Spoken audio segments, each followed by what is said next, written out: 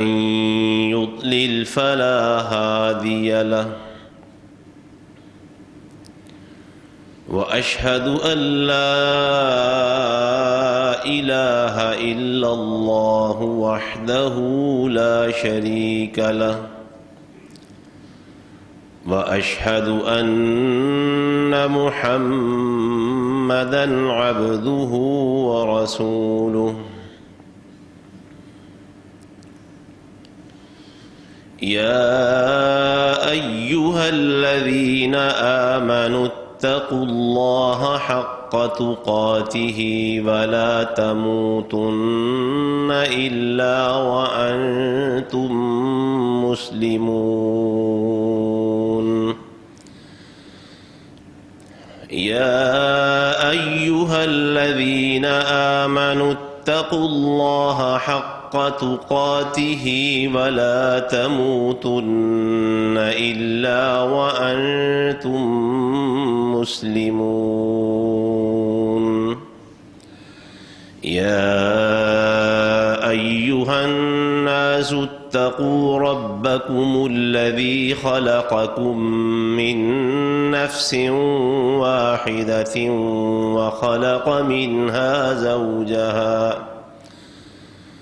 وخلق منها زوجها وبث منهما رجالا كثيرا ونساء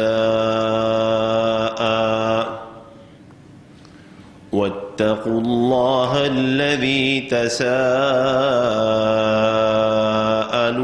به والأرحام إن الله كان عليكم رقيبا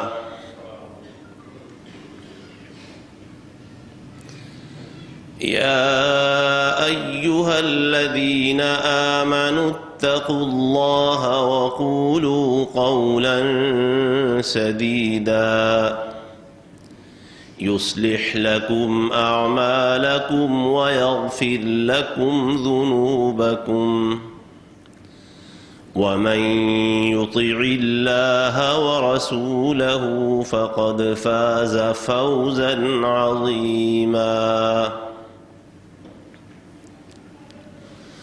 اللهم صل على محمد وعلى آل محمد كما صليت على إبراهيم وعلى آل إبراهيم إنك حميد مجيد اللهم بارك على محمد وعلى آل محمد كما باركت على إبراهيم وعلى آل إبراهيم إنك حميد مجيد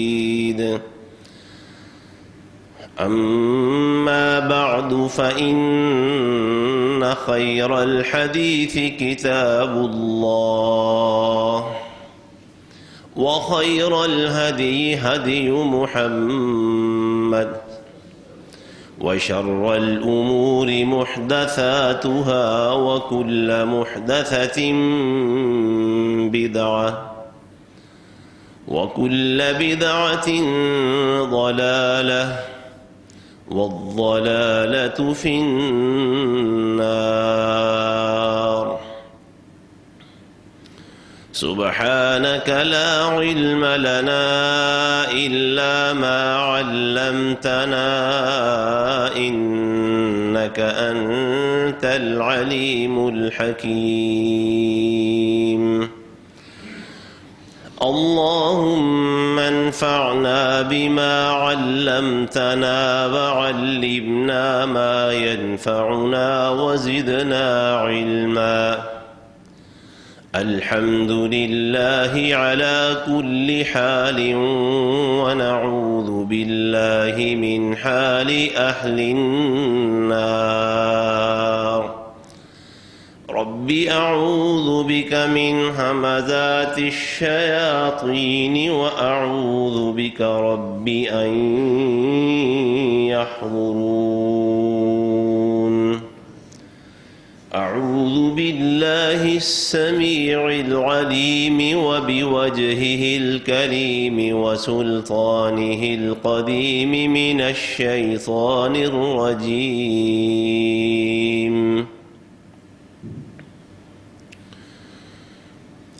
الذين آمنوا ولم يلبسوا إيمانهم بظلم أولئك لهم الأمن وهم مهتدون.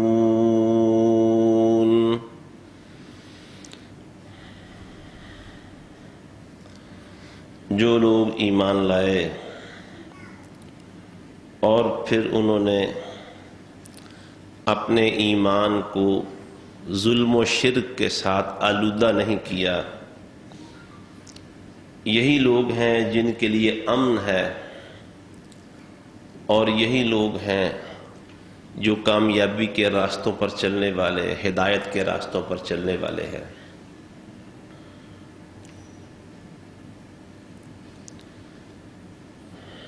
اس وقت پوری دنیا کا ایک بہت بڑا مسئلہ وہ امن و امان کا قیام ہے، اور قیام امن کے لیے ہر قوم، ہر ملک اپنا ایک طریقہ کار سمجھتا اور رکھتا ہے۔ بحیثیت مسلمان ہمارا بھی ایک نقطہ نظر ہے اور ہونا چاہیے کہ دنیا میں امن کیسے قائم ہو سکتا ہے، کیونکہ اللہ تعالیٰ نے اس مسئلے کو بھی کہ دنیا میں امن قائم ہو لوگوں کی مرضی پر، ان کے ارادوں پر نہیں چھوڑا، بلکہ اس بارے میں بھی اللہ نے واضح ہدایات دی ہیں کہ امن کیسے قائم ہو سکتا ہے۔ اللہ تعالیٰ نے یہ فرمایا ہے قسم اٹھا کر، ایک چھوٹی سی سورت ہے قرآن مجید کی، سورہ والعصر، جس کے بارے میں امام شافعی رحمہ اللہ کا بڑا مشہور قول ہے کہ اگر اللہ تعالیٰ تمام انسانوں کی ہدایت کے لیے جتنی بھی اللہ نے وحی آسمان سے بھیجی ہے، اس ساری وحی کی جگہ پہ صرف یہ ایک سورت اتار دیتا، سورہ والعصر، تو انسانوں کی ہدایت اور کامیابی و کامرانی کے لیے یہ ایک سورت ہی کافی تھی۔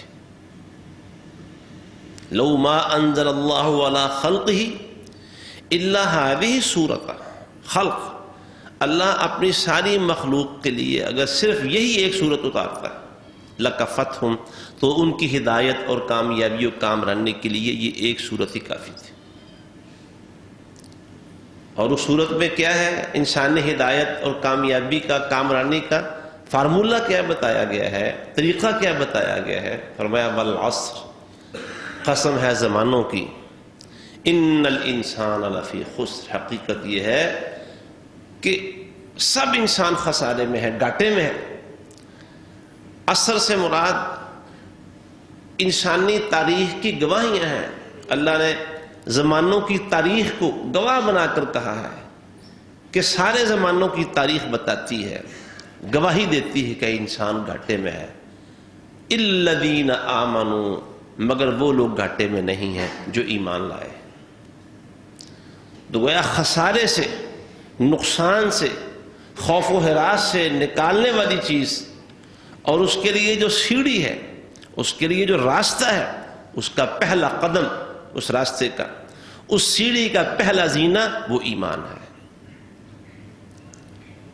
فرمایا الذین آمنوا، یہ سورہ الانعام کی آیت پڑھی ہے میں نے خطبے میں، الذین آمنوا، جو لوگ ایمان لائے، ولم یلبسوا ایمانہم بظلم، اور انہوں نے اپنے ایمان کو ظلم سے آلودہ نہیں کیا۔ جب یہ آیت نازل ہوئی، غالباً سیدنا عبداللہ بن مسعود رضی اللہ تعالیٰ عنہ کا بیان ہے کہ صحابہ کرام پر یہ آیت بڑی گراں گزری، پریشان ہو گئے کہ اللہ کے نبی ہم ایمان تو لے آئے ہیں لیکن ہم میں سے ہر شخص نے ظلم کیا ہوا ہے۔ اللہ نے فرمایا جس نے ایمان اور ظلم دو چیزوں کو جمع نہیں کیا، خالص ایمان ہو ظلم نہ ہو، ان کے لیے امن ہے۔ وَأَيُّنَا لَمْ يَظْلِمْ، اللہ کے نبی ہم میں سے ہر شخص نے ظلم کیا ہوا ہے۔ آج مومن بن گئے ہیں، اس سے پہلے ہم میں سے ہر ایک نے ظلم کیا ہوا ہے، تو کیا یہ آیت ہمارے بارے میں نہیں ہے؟ ہمیں امن نہیں ہے؟ نبی علیہ الصلوۃ والسلام نے فرمایا تم نے اللہ کے بندے لقمان کا قول نہیں پڑھا قرآن مجید میں، ان الشرک لظلم عظیم، کہ شرک سب سے بڑا ظلم ہے۔ یہاں یہ مراد ہے کہ ایمان لائیں اور پھر اس ایمان کو شرک کے ساتھ آلودہ نہ کریں، میلا نہ کریں۔ ایمان لائیں تو پکے مومن بن کر رہیں، پھر اس ایمان میں شرک کی آلودگی شامل نہ ہو، شرک کی غلاظت اس میں شامل نہ ہو، تو ان کے لیے امن ہے۔ تو اللہ تعالیٰ نے امن کی ضمانت دی ہے، اولئک لہم الامن۔ یہ ضمانت دینے والا کون ہے؟ اس کائنات کا خالق جو وحدہ لا شریک لہ ہے، جس کا علم، اس کے علم کی کوئی حد نہیں ہے، کوئی کنارہ نہیں ہے، اس کی حکمتیں گنی نہیں جا سکتی، شمار میں نہیں لائی جا سکتی۔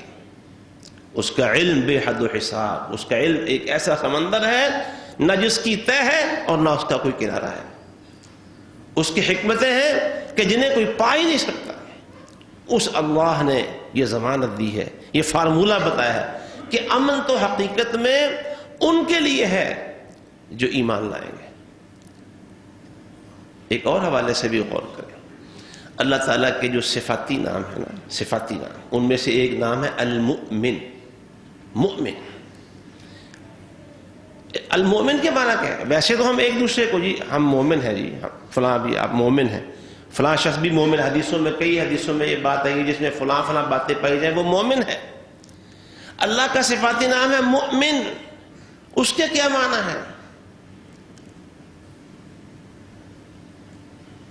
قاضی محمد سلمان منصور پوری رحمہ اللہ کی کتاب ایک یاد آ گئی، اللہ کے اسماء و صفات کی تشریح پر بڑی عمدہ کتاب ہے۔ اللہ کے جو اسماء ہیں، صفات ہیں جو قرآن و حدیث میں آئے ہیں، ان میں سے ہر نام کی کمال تشریح کی ہے۔ ایمان کو بڑھانے والی کتاب ہے وہ اللہ کے فضل و کرم سے۔ شرح اسماء اللہ الحسنہ، اللہ کے اسماء الحسنہ کی شرح، یہ ان کی کتاب ہے، پڑھنے کی چیز ہے۔ بتاتے ہیں کہ المومن، اللہ مومن کیا ہے، کیا مطلب؟ ایک معنی یہ ہے کہ وہ ایمان دینے والا، المؤمن ایمان دینے والا۔ جن جن کے پاس بھی ایمان ہے انہیں وہ ایمان کی دولت اللہ نے عطا فرمائی ہے۔ اللہ کو معلوم تھا کہ کون سا دل ہے جس میں ایمان کی کھیتی، اس کی کاشتکاری ہو سکتی ہے، کون سی زمین ہے جس میں ایمان کا بیج پڑے گا تو وہاں فصل تیار ہوگی۔ اس لیے اللہ نے ان دلوں میں ایمان ڈال دیا، جیسے کہ صحابہ کرام تھے رضوان اللہ علیہم اجمعین، اولئک کتب فی قلوبہم الایمان، یہ تو وہ ہستیاں ہیں ان کے دلوں میں اللہ نے خود ایمان نقش کر دیا ہے۔ اللہ ایمان دینے والا ہے، المومن۔ ہمارے پاس بھی ایمان کی جس قدر رمق ہے، اللہ ہمیں اس میں استقامت عطا فرمائے اور اس میں ترقی عطا فرمائے، بڑھوتری کر دے اللہ تعالیٰ، اور ایمان پر ہمیں موت عطا فرمائے۔ اللہم من احییتہ منا فاحیہ علی الاسلام ومن توفیتہ منا فتوفہ علی الایمان۔ ایمان دینے والا ہے اللہ المؤمن۔ یہ جس قدر بھی ایمان کی رمق ہے یہ ہمیں کس نے دی ہے؟ ہم کسی منڈی اور بازار سے خرید کر لائے ہیں؟ نہیں، اس اللہ نے دی ہے، وہ مومن ہے۔ اور المومن کے دوسرے معنی ہے امن دینے والا، اور وہ امن اسی کو دیتا ہے جس کو ایمان ملتا ہے، کیونکہ ایمان اور امن کا جو مادہ ہے عربی زبان میں، روٹ ورڈ وہ ایک ہی ہے۔ ایمان امن سے ہے اور امن ایمان سے ہے۔ جب ایمان، نبی کریم صلی اللہ علیہ وسلم نے کیا فرمایا؟ مومن کون ہے؟ مومن ہے کون؟ المؤمن من امنہ الناس، مومن تو ہوتا ہی وہ ہے جس کی شرارتوں سے لوگوں کو امن مل جائے، جس کی طرف سے شر نہ پہنچے، جس کی تکلیفوں سے لوگ بے خوف ہو جائیں، مومن تو ہوتا ہی وہ ہے. گویا ایمان آیا تو اس کی طبیعت میں امن آ گیا. وہ ایک صحابی جب رسول اللہ صلی اللہ علیہ وسلم کے پاس جب اسلام قبول کیا تو پوچھا نام کیا ہے؟ کہنے لگے جی زید الخیل. خے یہ لام خیل، الخیل عربی زبان میں جنگجو کو کہتے ہیں. جنگجو لقب تھا زمانہ جاہلیت میں ان کا. بڑے جنگجو تھے، بڑے بہادر تھے، جھپٹتے تھے اور ایسا جھپٹتے کہ جان چھڑانا مشکل ہو جاتی. الخیل نام کیا ہے؟ جی زید الخیل. فرمایا نہیں، تم زید الخیر ہو. لام کی جگہ پر رے لگا دی کہ تمہارے نام سے لوگوں کو خیر ملنی چاہیے، جنگ کا پیغام نہیں ملنا چاہیے. نام تبدیل کر دیا. جب ایمان آتا ہے تو امن آ جاتا ہے، طبیعت میں ٹھہراؤ آ جاتا ہے، طبیعت میں سکون و اطمینان آ جاتا ہے. الذین آمنوا وتطمئن قلوبهم بذکر اللہ الا بذکر اللہ تطمئن القلوب. ایمان آتا ہے، دلوں کو قرار ملتا ہے، دلوں کو اطمینان اور سکون ملتا ہے. یہ ایمان کی طفیل ملتا ہے، ایمان کے سبب سے ملتا ہے. کیوں؟ اللہ مومن ہے ایمان دینے والا، اور اللہ مومن ہے امن دینے والا. تو دنیا کا امن ایمان سے جڑا ہوا ہے، ایمان کے ساتھ. اگر ایمان نہیں ہے تو امن نہیں. اور یہ جو امن و امان کی تھیری ہے، یہ جو کہانی ہے امن ایمان کی، میں اپنے حوالے سے بات کر رہا ہوں کہ دنیا کی ہر قوم نے قیام امن کے فارمولے بنائے ہوں گے، بنائے بھی ہوئے ہیں، لیکن ہم اہل اسلام، اہل ایمان، مسلم امہ، مسلمان ہونے کے حوالے سے ہمیں بھی پتہ ہونا چاہیے کہ امن دنیا میں کیسے قائم ہوگا. اور یہ پتہ چلانے کے لیے ہمیں عقلی گھوڑے دوڑانے کی ضرورت نہیں ہے. اس کے لیے کوئی ریسرچ کی بڑی بڑی کتابیں اور دفاتر کھولنے کی ضرورت نہیں ہے. اللہ نے ہمیں قیام امن کے فارمولے اس کتاب میں بتا دیے ہیں، اور اللہ کے رسول محمد صلی اللہ علیہ وآلہ وسلم نے ہمیں عمل کر کے دکھا دیے.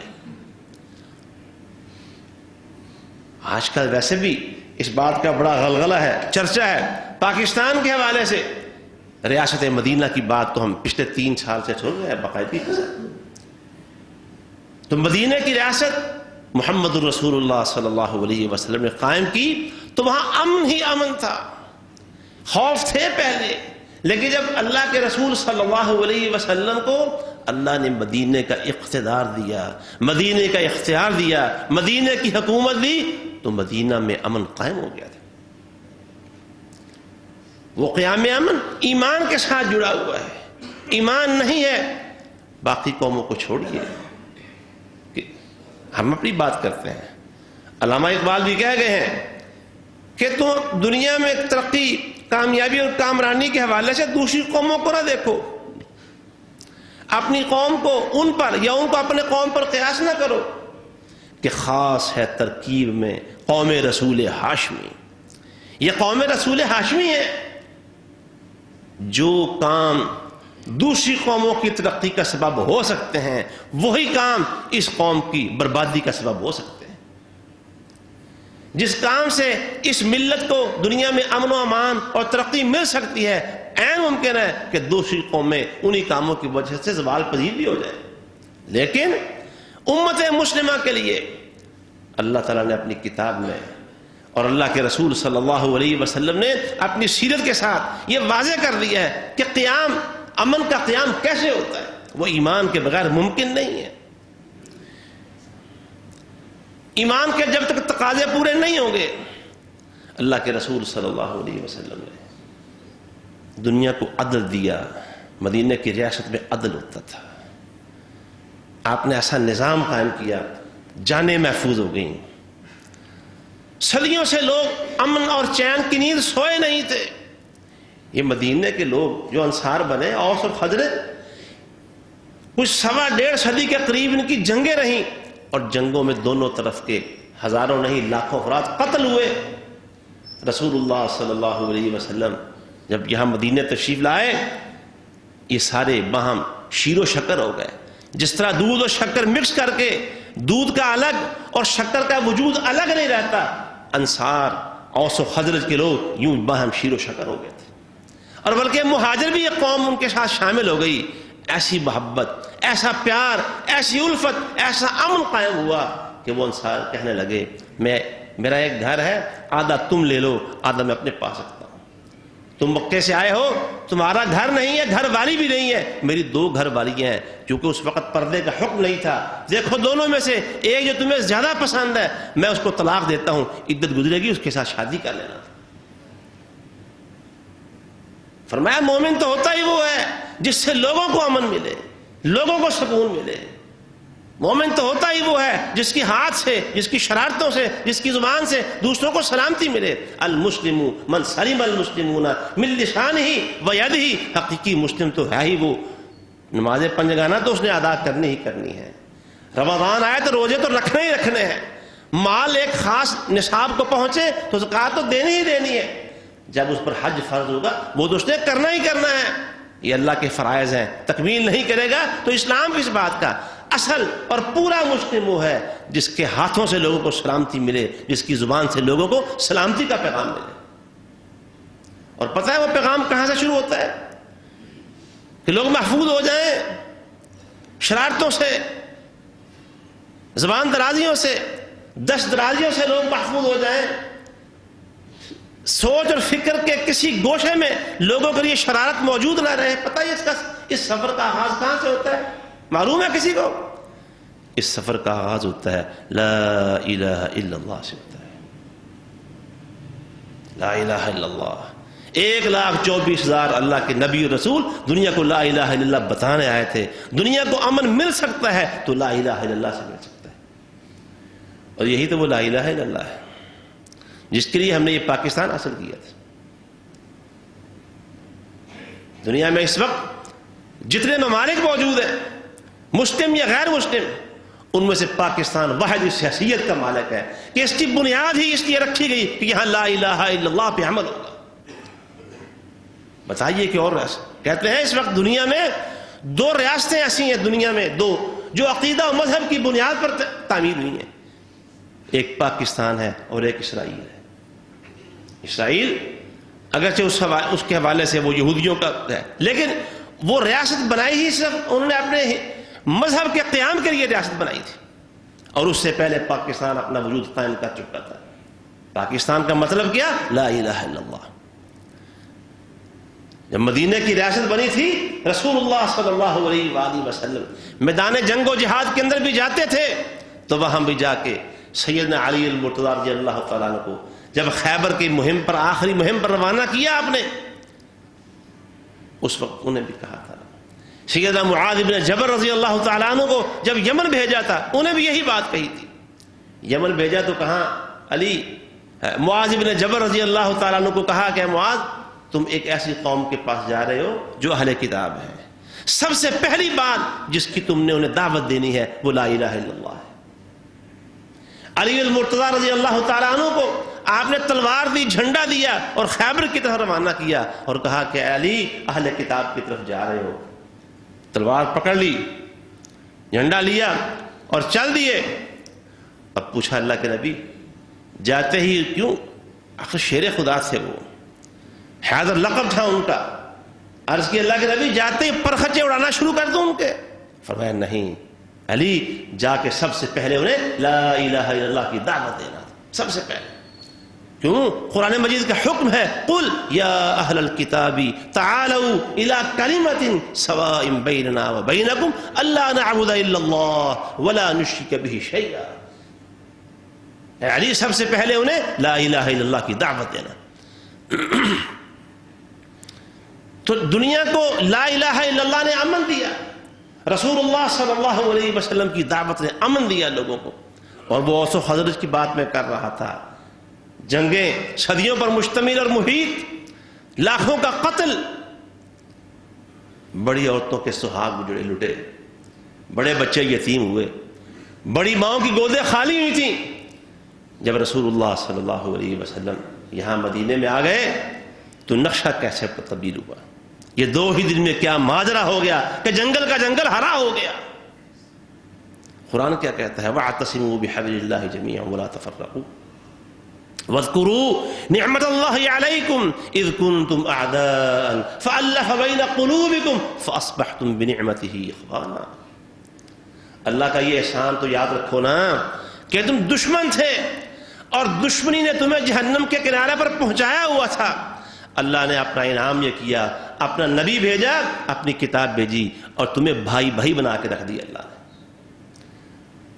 ایک ایسے کنارے پر کھڑے تھے جہنم کے گڑھے پہ کہ وہ گرا ہی چاہتا تھا، تم سب جہنم میں گر پڑتے، اللہ نے اپنا نبی بھیج کر اپنی کتاب بھیج کے احسان کیا، تمہیں جہنم میں گرنے سے بچا لیا اور تمہاری دشمنی کو اللہ نے بھائی چارے میں تبدیل کر دی۔ یہ دشمنی دوستی میں کیسے بدلی، یہ لڑائیاں اور جھگڑے بھائی چارے میں کیسے تبدیل ہوئے؟ ایمان کی وجہ سے، قرآن کی وجہ سے، اللہ کے نبی محمد صلی اللہ علیہ وآلہ وسلم کی وجہ سے۔ اور مدینے میں عدل ہو گیا، عدل، جانیں محفوظ ہو گئیں، عزتیں محفوظ ہو گئیں۔ وہ غالباً سیدنا عمر فاروق رضی اللہ تعالیٰ عنہ کے زمانے، خلافت کا زمانہ، جس میں ایک سال جسے عام الرمادہ کہتے ہیں، عام الرمادہ، گرد بڑی اڑتی، قحط پڑا تھا، سن 18 ہجری کی بات ہے، غالباً 18 ہجری،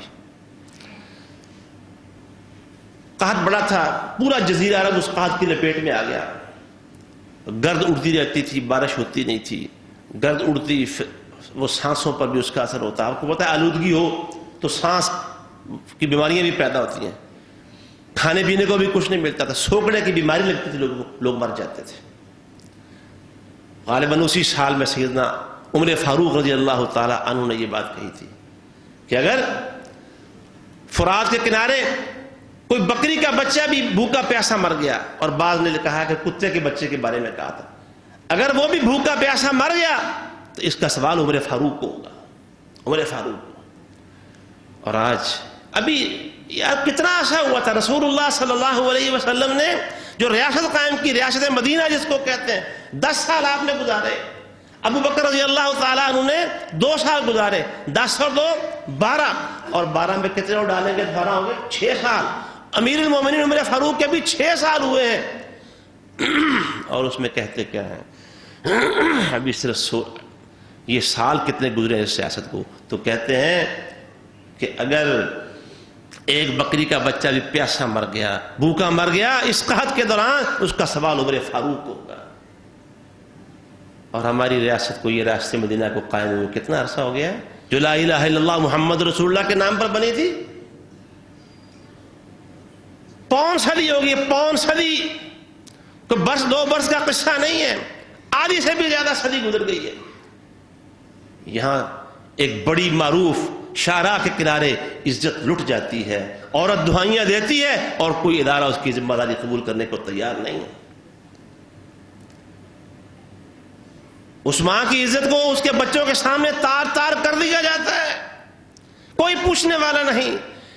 دن دہاڑے وہ سائی وال کا واقعہ آپ کو یاد ہوگا، بچوں کے سامنے اس کے باپ کو گولیوں کو نشانہ بنایا گیا، اور ہماری عدالتوں نے ذمہ داروں کو ناکافی ثبوت ہونے کی وجہ سے باعزت بری کر دیا ہے۔ ریاست مدینہ، اللہ کی قسم یہ کہتے ہوئے شرم آتی ہے اور شرم آنی چاہیے، کیا نسبت ہے جہاں سارے کا سارا عدالتی نظام، سارے کا سارا سیاسی نظام ایک گندے اور بدبودار جوہر سے بڑھ کر اس کی کوئی حیثیت نہیں ہے، اور اس کو ریاست مدینہ کا نام دے دیا جائے۔ یار غیرت بھی کوئی چیز ہوتی ہے، شرم بھی کوئی چیز ہوتی ہے۔ رسول اللہ صلی اللہ علیہ وآلہ وسلم نے فرمایا تھا، ان مما ادرک الناس من کلام النبوات الاولى اذا لم تستحی فاصنع ما شئت۔ حیائی سب سے بڑی رکاوٹ ہوتی ہے، جب بندہ ہوئی بے حیا جائے تو اسے کیا کہا جا سکتا ہے؟ یار بے حیائی کی کوئی حد بھی ہوتی ہے۔ نام ریاست مدینہ کا لیتے ہیں اور یہاں کسی ادارے کو اس کا احساس نہیں کہ یہ عزت لوٹی ہے، اس کا ذمہ دار کون ہے۔ نا انصافی کے ریکارڈ توڑ دیے جاتے ہیں، بدعنوانی اور بے ایمانی کی انتہائیں ہو جاتی ہیں، اور نام کیا ہے؟ ریاست مدینہ۔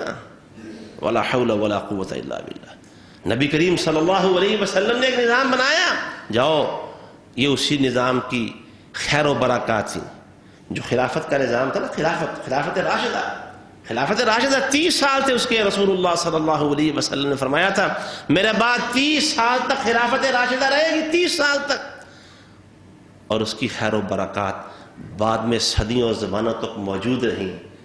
وہ کراچی کے سمندر کے ساحل پر لٹنے والا ایک قافلہ جس میں ایک بیٹی, ایک مسلم بیٹی نے اپنی عزت بچانے کے لیے جس کو خطرہ تھا وہ خط لکھتی ہے. خط چلتے چلتے چلتے جب مسلمانوں کے خلیفے کے پاس معتصم کے پاس پہنچتا ہے, وہ بات کرتے کرتے آگے بات آتی ہے حجاج بن یوسف کے پاس آتی ہے اور وہ اپنے بھتیجے کو بھیجتا ہے محمد بن قاسم کو 10,000 کی فوج دے کر کہ جاؤ سندھ کا رخ کرو, کراچی کا رخ کرو. وہ صحراؤں کو, وہ دریاؤں کو, علاقوں کو پاٹتا ہوا یہ جب یہاں پہنچتا ہے ایک بیٹی کے بعد پہ پہنچتا ہے.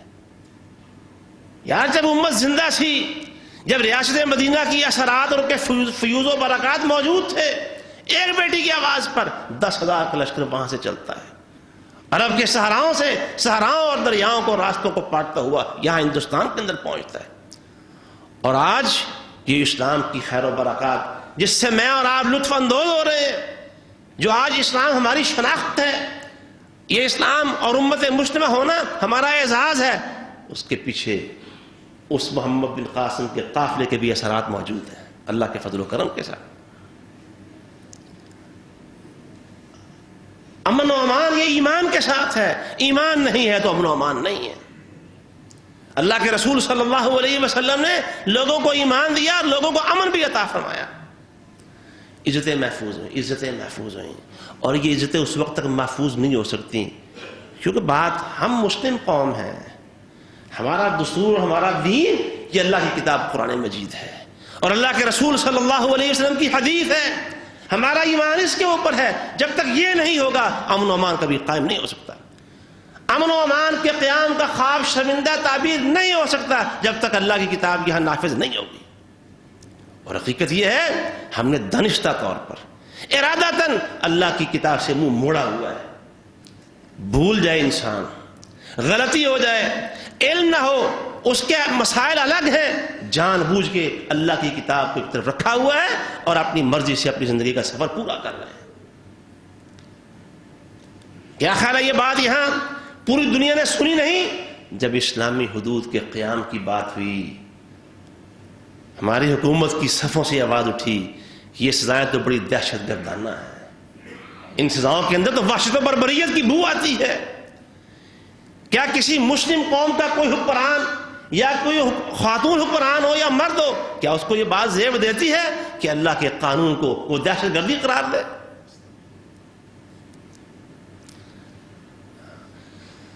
نبی علیہ السلام کو حکم کیا ہوا, اے میرے نبی جب کوئی اللہ کی حدیں پار کرتے ہوئے بدکاری کا ارتکاب کرتا ہے تو اس کو سزا دینی ہے, سب لوگوں کے سامنے سزا دینی ہے تم نے. وَلْيَشْهَدْ عَذَابَهُمَا طَائِفَةٌ مِّنَ الْمُؤْمِنِينَ وَلَا تَأْخُذْكُمْ بِهِمَا رَأْفَةٌ فِي دِينِ اللَّهِ إِن كُنتُمْ تُؤْمِنُونَ بِاللَّهِ وَالْيَوْمِ الْآخِرِ. اللہ اور قیامت پر ایمان ہے تو پھر سزا ہے 100 کوڑے مارنے ہیں, 100 کوڑے مارنے ہیں اور سب لوگوں کے سامنے سر عام سزا دینی ہے. کیوں؟ اللہ کے دین پر ایمان لانے کا تقاضا یہ ہے. اور جب یہ سزا سر عام ہوگی تو بتائیے دوبارہ ایسی حرکت کرنے کی جرت کس کو ہوگی؟ اگر کسی نے قتل کیا ہے اور وہ قاتل پکڑا گیا, اس سے جو بھی سزا اسلام نے متعین کی ہے اس کی وہ سر عام سزا ہوگی. اگر کوئی چوری کرتا ہوا پکڑا گیا ہے اور اس کی چوری کے اسباب بھی سامنے آ گئے ہیں, سارے اسباب وجود, اس سب کا جائزہ لیتے ہوئے جب اس کو سزا دی جائے گی ہاتھ کاٹنے کی تو سب کے سامنے دی جائے گی تاکہ عزتیں محفوظ ہوں, تاکہ جانیں محفوظ ہوں, تاکہ انسان کے مال محفوظ ہوں. اور میرے نبی حبیب نبی نے بتایا تھا صلی اللہ علیہ وسلم, ابھی آپ مکے کے اندر تھے, آخری بات سنیں یہ بات ختم کرتے ہیں, ابھی مدینہ نہیں پہنچے, ابھی قیام ریاست نہیں ہوا تھا, آپ مکے میں تھے اور بڑی مظلومیت کے دن گزر رہے تھے. مظلومیت اپنی انتہاؤں کو چھو رہی تھی, بلکہ انتہاؤں سے آگے گزر رہی تھی. ظلم و ستم مکے کے 4 سو دندناتا پھر رہا تھا. نبی علیہ السلام کے ایک صحابی جو لوہار تھے پیشے کے لحاظ سے, خباب بن ارت رضی اللہ تعالیٰ عنہ, بڑے مجبور ہو گئے, ظلم و ستم کی انتہا ہوئی تھی، دل پسیجا ہوا تھا، اور آ کے عرض کی اللہ کے نبی صلی اللہ علیہ وسلم ہم پہ ظلم ہو رہا ہے، ہم بدلہ لے نہیں سکتے، ہم زبان کھول نہیں سکتے، تو آپ اللہ سے مدد مانگیں اور کوئی نہ کم از کم ان کے خلاف بد دعا ہی کر دیں. الا تدعوا اللہ لنا الا تستنصروا لنا.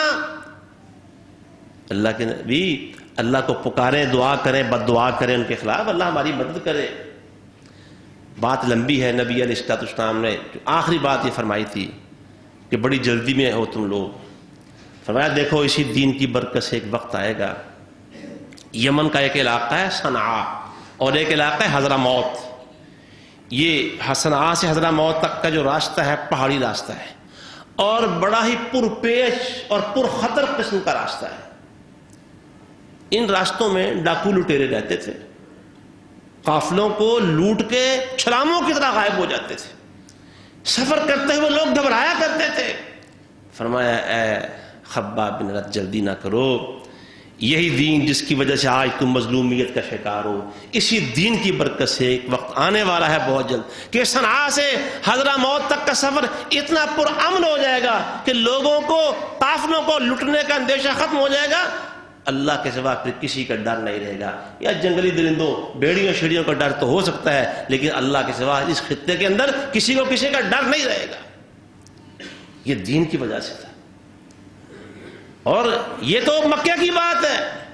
اور جب وہ فتح مکہ ہو گیا اور اس کے بعد تبوک کا واقعہ بھی ہوا، اسی اثناء میں عدی بن ابی حاتم رضی اللہ تعالی عنہ جب مسلمان ہوئے تو ان کا علاقہ بھی اہل کتاب، شام کے حدود کے قریب رہتے تھے.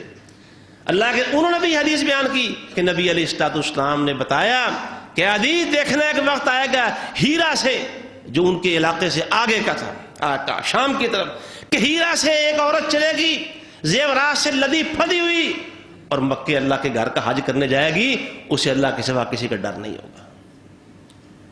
اور کہتے ہیں میں نے اپنی آنکھوں سے ایک عورت کو واقعی دیکھا، تعارف کیا تو پتہ چلا وہ ہیرے سے آ رہی ہے، زیورات سے لدی پھدی ہوئی اور اللہ کے گھر کا حج کرنے جا رہی تھی. دنیا نے وہ امن دیکھا ہے. کیوں کیسے؟